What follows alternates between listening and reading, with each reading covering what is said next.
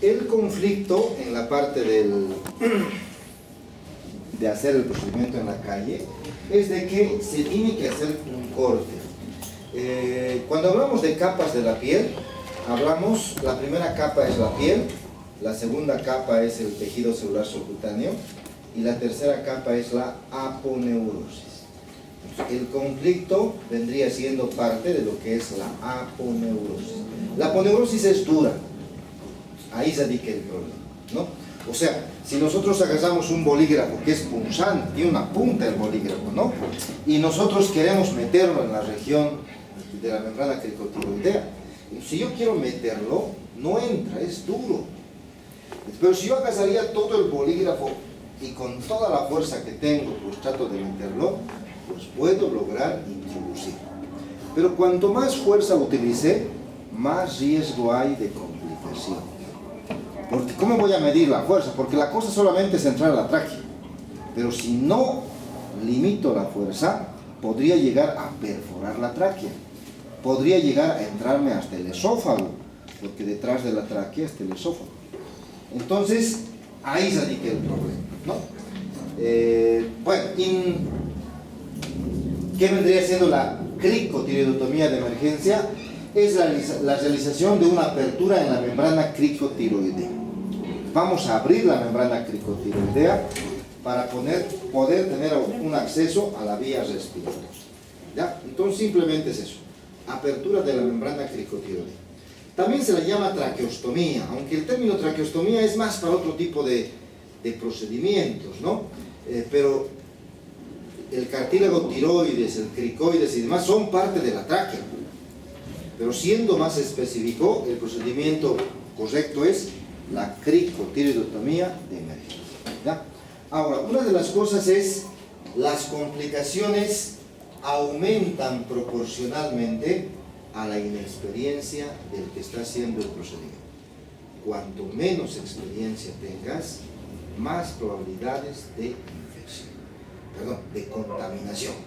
Entonces, los que van a decidir si hacen o no hacen son ustedes, o el que esté delante del paciente. Él decide si hace o no hace. Porque si no hacen la cricotiroidotomía de emergencias, tienen que hacer el ¿ya? Ahora, las indicaciones. ¿Cuáles son las indicaciones para hacer una cricotiroidotomía de emergencia? Muchas indicaciones, ¿no? Dificultades anatómicas del paciente, sangrado excesivo de la nariz o boca, trauma facial masivo y demás, ¿no? Entonces, esto lo hacemos generalmente en el hospital.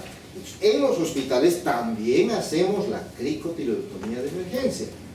¿Y cuándo lo hacemos? Cuando se presenta esto.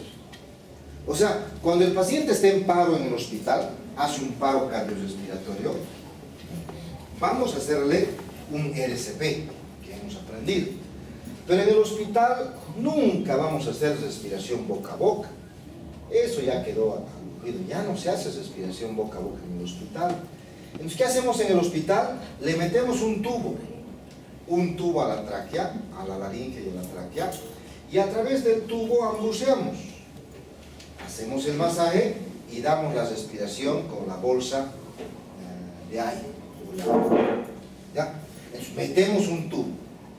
Pero cuando queremos meter un tubo, hay veces al paciente, pues el tubo no lo puedo meter a la tráquea, porque el paciente tiene el cuello anormal, no se puede ver, porque hay mucho sangrado, hay un trauma muy marcado en la región facial del paciente, que me impide poner el tubo. Entonces, como no puedo poner el tubo y necesito una vía aérea, pues tengo que hacer la cricotiroidotomía. ¿Ya? Bueno, y esta es la indicación que más hemos visto nosotros en soporte. Obstrucción de la vía aérea. Si la vía aérea está obstruida, sea por angioedema, trauma, quemadura, cuerpo extraño y demás, también está indicado hacer la cricotiroidotomía de emergencia. ¿Qué es angioedema? El angioedema es la alergia. Le pusieron una inyección al paciente y el paciente va a hacer un shock anafiláctico. Pero dentro del shock anafiláctico hay un edema de glotis. Se edematiza la glotis al punto de tapar la vía respiratoria. ¿Ya? Se tapa la vía respiratoria por edema. Bueno, dos técnicas para hacer la cricotiroidectomía de emergencia.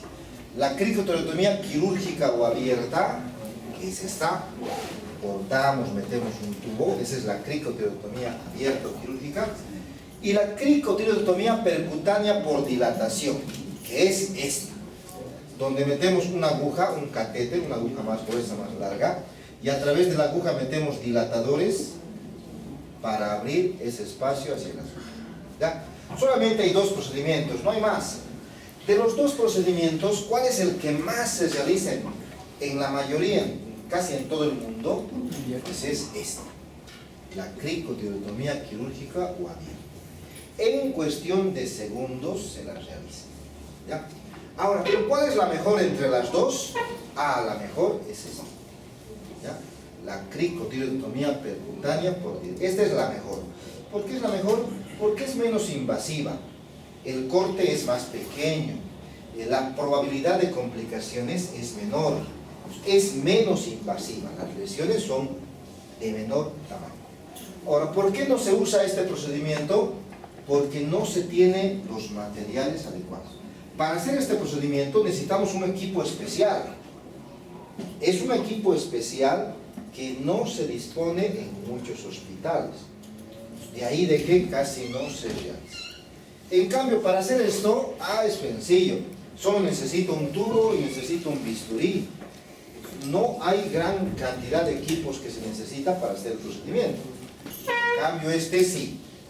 No puedo hacer solamente con bisturí. Necesito dilatadores, necesito el catéter para poder hacer la dilatación.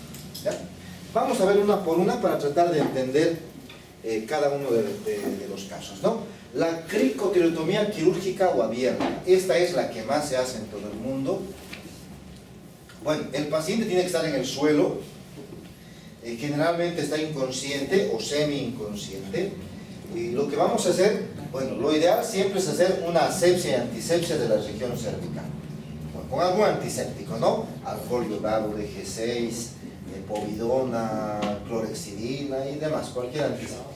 Una vez que hacemos la limpieza, prácticamente vamos a fijar el cartílago tiroides. Vamos a poner, siempre el paciente se dice, con el cuello prácticamente en forma neutra, mejor si está extendido.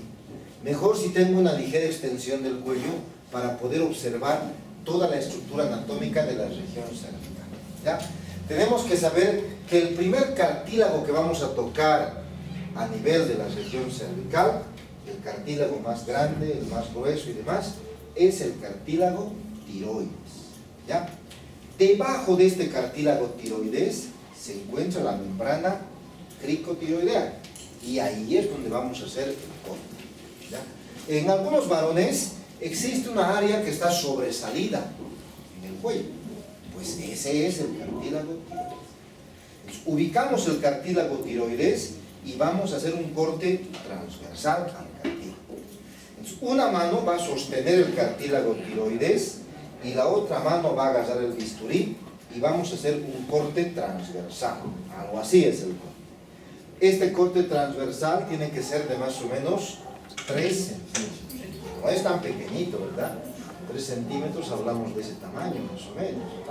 Ahora, ¿por qué es 3 centímetros? ¿Por qué no es, por ejemplo, 1 centímetro? No, el bisturí máximo te va a cortar 1 centímetro. ¿Ya? Bueno, lo que se dice es 3 centímetros. ¿Por qué 3 centímetros? Porque lo que tenemos que ver es los planos que estamos cortando. Vamos a ver piel, vamos a ver tejido celular y vamos a ver lo que es la aponeurosis. Tenemos que ver lo que es la aponeurosis. ¿Ya? Ahora, no es una regla tan así de que tiene que ser siempre 3 centímetros. Si tú tienes la habilidad para hacerlo con 2 centímetros, bien. Si tú tienes la habilidad para hacerlo con 1 centímetro, bueno, también bien. Entonces, pero lo estándar que está recomendado acá, desde lo que es el ATLS, que es el libro que se usa en la parte de trauma, es 3 centímetros. Tenemos que ver que estamos cortando la aponeurosis. ¿Ya? Bueno, una vez que yo corto los 3 centímetros, pues, y corto la aponeurosis, pues simplemente tenemos la membrana cricotiroidea. Eso fácilmente con el dorso del bisturí podemos abrir fácilmente la membrana cricotiroidea. ¿Ya? Entonces, para explicarles, lo que hacemos es agarramos con la mano la membrana, el cartílago tiroides. Una vez que he agarrado el cartílago tiroides, agarro el bisturí y hago un corte transversal de 3 centímetros. ¿Ya? Voy cortando hasta llegar a la aponeurosis. Una vez que he cortado la aponeurosis, ahora agarro el dorso, esta es la punta del bisturí, agarro el dorso y lo meto el dorso a la vía respiratoria. O si no, agarro una pinza y lo meto la pinza a la vía respiratoria, lo abro y tengo ya el acceso a la vía respiratoria. ¿Ya? Ahora, si estamos en la calle, bueno, es casi lo mismo, ¿no? Lógicamente en la calle no hay antisépticos. Igual vamos a agarrar el cartílago tiroides y voy a hacer un corte. Pero en la calle, les vuelvo a decir, el problema es de que no hay bisturí, no hay en la calle. Tenemos que buscar un material para hacer un corte. ¿Ya? Ahora, una vez que hemos abierto la vía respiratoria, ahora metemos el tubo. ¿Ya? Que en el caso de la calle, pues tendrá que ser un bolígrafo. ¿Verdad? Entonces, para poder tener acceso a la vía respiratoria. ¿Ya? Entonces, este es el cartílago tiroides. Y debajo del cartílago tiroides existe una pequeña membrana, que es la membrana cricotiroidea, donde vamos a hacer algo. ¿Ya? Ahí. Entonces, agarramos el cartílago, hacemos el corte. Una vez que hemos hecho el corte, puedo meter el dorso del bisturí o una pinza. Meto la pinza, la abro. Eso es sencillísimo, no hay que hacer mucha fuerza. Y ahora metemos el tubo endotraqueal. Meto el tubo endotraqueal. ¿Ya? ¿Para qué entre el tubo endotraqueal? Bueno, por lo menos tendría que estar seccionado alrededor de por lo menos 1,5 centímetros, porque es nomás grueso el tubo, ¿no? Miren cómo es el tubo endotraqueal, ¿no? Entonces, el ángulo es en ángulo. No es recto el tubo, no es recto, sino tiene un ángulo. Y como verán, el tubo tiene un balón. Una vez que ponemos el tubo, inflamos el balón para que éste se mantenga ahí, no se mueva, no se salga fácilmente, ¿verdad? Y una vez que tenemos ahí, ya tenemos acceso a la vía respiratoria. ¿Ya? Entonces, esta es la cricotiroidotomía de emergencia, que se realiza y está descrito de esta forma. ¿Ya? ¿Cuáles son las complicaciones de este procedimiento? Estas complicaciones, por si acaso, son complicaciones hospitalarias, no son complicaciones en la calle. Entonces, aún en el hospital, aún con los medios necesarios, aún con los especialistas necesarios, aún así se puede complicar. Y entre las complicaciones tenemos estenosis subglótica, una de las más frecuentes. Esta estenosis ocurre después, no ocurre ese rato, ¿no? Se le pone el tubo endotraqueal, se le salva la vida, después se le saca, se le sutura y demás. Pero la vía respiratoria es muy sensible. Entonces, ese lugar donde se ha hecho el corte y demás, se va formando una especie de cicatriz, que a medida que pasan los días, las semanas, se va creciendo al punto de cerrar, que pasa en algunos casos, ¿no? Hemorragia. Cuanto más grande cortemos, más hemorragia va a haber. Pero cuanto más chiquito cortemos, no nos vamos a ubicar en la parte anatómica, también es el lío, porque con un pequeño corte no te vas a ubicar. Bueno, podrías intentarlo, ¿verdad? Pero el lío es con un pequeño corte no ves los trópicos. Perforación de la tráquea y el esófago, es lo que más frecuentemente ocurre. Que te perfores hasta la pared posterior de la tráquea e incluso que te pases hasta el esófago, que es muy frecuente, ¿no? Colocación incorrecta, enfisema subcutáneo que viene con neumotórax. Podríamos llegar a producir un neumotórax al paciente con el procedimiento. Neumomediastino, infección, parálisis de las cuerdas vocales. ¿Ya? Aún haciendo el procedimiento con el mayor cuidado posible, hay la probabilidad de complicaciones. De ahí de que alguna vez lo que siempre hablamos es de que en medicina la única forma de que no haya riesgo de que se complique es no hacer. después siempre hay riesgo de complicación, ¿no? Entonces, y bueno, desde cierto punto de vista, pues delito no es de que se complique, delito es de que no te des cuenta de esa complicación. Tienes que estar seguro que estás en la tráquea, y eso lo hacemos a través de la comprobación, de ver que realmente entra aire en los pulmones y demás, ¿no? Entonces, de ahí se habla de que cortes más pequeños implican no ver los planos, implica hacer más fuerza, y si hacemos más fuerza, más riesgo de complicación. Bueno, y la cricotirotomía percutánea por dilatación. Este procedimiento es un procedimiento que es mucho más sencillo, mucho más fácil en teoría, sin embargo necesitamos un equipo especial que en la mayor parte de los hospitales no hay, ¿no? Se tarda de 30 segundos a 3 minutos, pues depende de la habilidad, la destreza del que está realizando. La técnica es la técnica de Selinger. Necesita el kit que se llama el kit de cricotiroidotomía. Se llama kit a todo el equipo, pues donde están los dilatadores, el catéter y demás, ¿no? Entonces, ahí no viene, por ejemplo, el bisturí es aparte. Pues para hacer la dilatación se necesita varios equipos. Utilizamos un alambre de guía de acero inoxidable, una aguja larga, hacemos igual la asepsia, antisepsia, fijamos el cartílago tiroides con una mano y ahora también hacemos un corte. Pero este corte simplemente es de 5 milímetros, nada más de 5 milímetros. Ahora, uno podría intentar a través de ese corte hacer el procedimiento, ¿no? O sea, si tendríamos el bisturí, entonces prácticamente agarramos el cartílago tiroides, buscamos la membrana y simplemente lo metemos en el bisturí, ¿no? Yo lo meto hasta, bueno, cuidando de que no meta demasiado y pueda lesionar ciertos órganos, ¿no? Entonces meto como para que pueda atravesar estos diferentes planos, ¿ya? 5 milímetros solamente es el corte acá. Miren, el anterior era 3 centímetros. 3 centímetros es igual a 30 milímetros. Y aquí solamente 5 milímetros, ¿no? Pequeñito, porque la modalidad es distinta. Entonces, ¿qué hacemos? Vamos a hacer una punción perpendicular sobre la membrana cricotiroidea con una aguja y una cánula de teflón montados en una jeringa con solución. Entonces, como están viendo en la imagen, lo que hacemos en este procedimiento es igual, el paciente está con el cuello en extensión, vamos a meter este catéter, que es una aguja más larga, que está conectado a una jeringa con agua, con un poco de agua. Entonces, nosotros en ángulo de 45 grados vamos metiendo, porque queremos entrar dentro de lo que es la tráquea.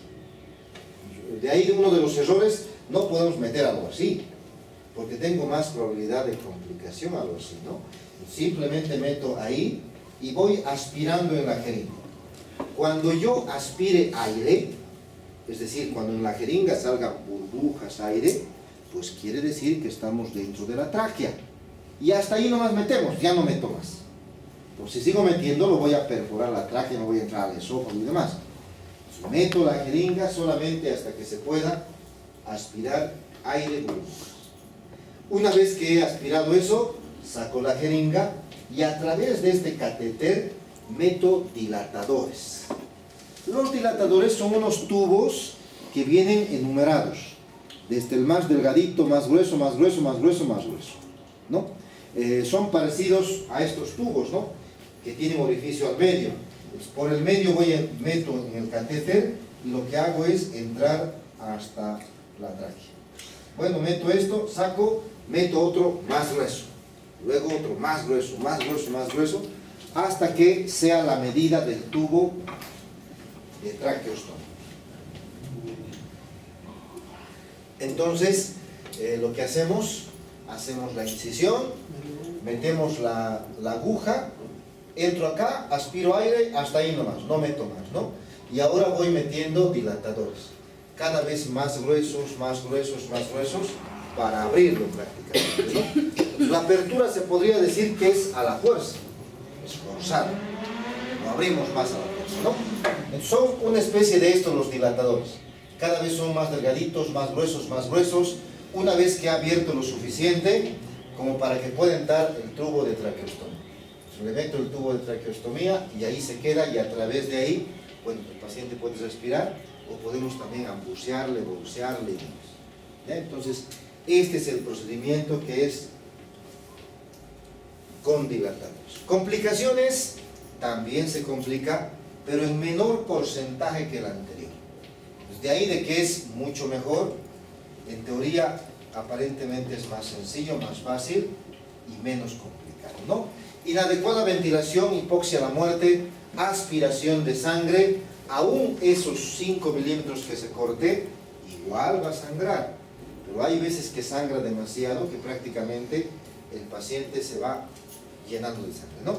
Perforación de la tráquea, que también puede ocurrir, enfisema subcutáneo mediastinal, perforación tiroidea, que también puede ocurrir en este caso, ¿no? Entonces, complicaciones de lo que es la cricotiroidectomía percutánea por dilatación. ¿De acuerdo? Bueno, llamaremos lista.